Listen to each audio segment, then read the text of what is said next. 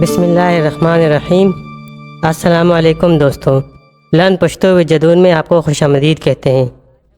آج کے درس میں ہم آپ کو پشتو املا یعنی پشتو لکھنے کا طریقہ سمجھائیں گے۔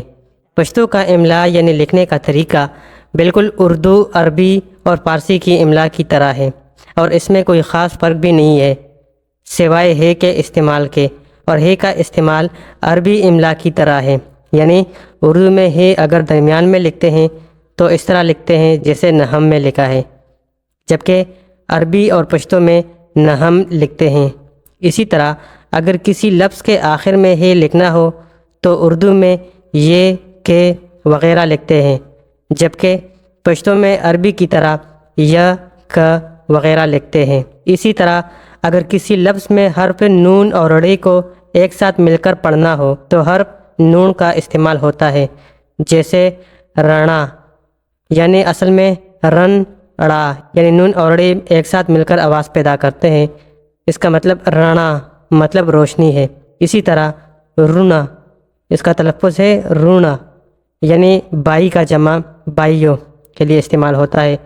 کن، اس کا تلفظ کن، یعنی بہرا وغیرہ، لیکن اگر آپ نون اور ڑ لکھو گے تو یہ کنڑ بن جائے گا، جو کہ افغانستان کا ایک صوبہ ہے، اسی لیے نون کا استعمال ضروری ہے۔ اس کے علاوہ اردو میں ٹے، ڈال، ڑ اور گا پشتو زبان میں ان کا تلفظ یہی رہتا ہے، صرف املا میں یعنی لکھنے کا طریقہ تھوڑا سا مختلف ہے، یعنی یہاں پہ تے، دال، رے اور کاپ لکھتے ہیں اور اس کے ساتھ درمیان میں ایک چھوٹا سا دائرہ بنا کے ان کے ساتھ اٹیچ کرتے ہیں۔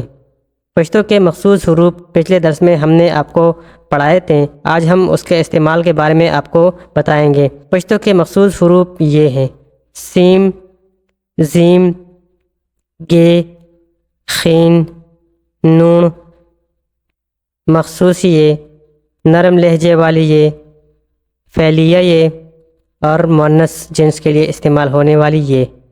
پشتو کے مخصوص الفاظ اور ان کا صحیح تلفظ: سیم، یعنی سے اور سین کی طرح آواز پیدا کرتا ہے، مثلا سپلے یعنی چپل، صادر یعنی چادر، سانگا یعنی شاخ۔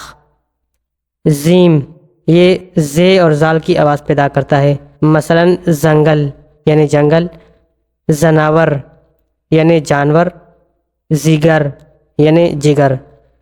گے، یہ گاپ کی آواز پیدا کرتا ہے، گاپ کے نیچے گے یا گاپ کے نیچے زیر کی آواز پیدا کرتا ہے، مثلا گمنز یعنی کنگھی، خوگ یعنی میٹھا، گیرا یعنی داڑھی۔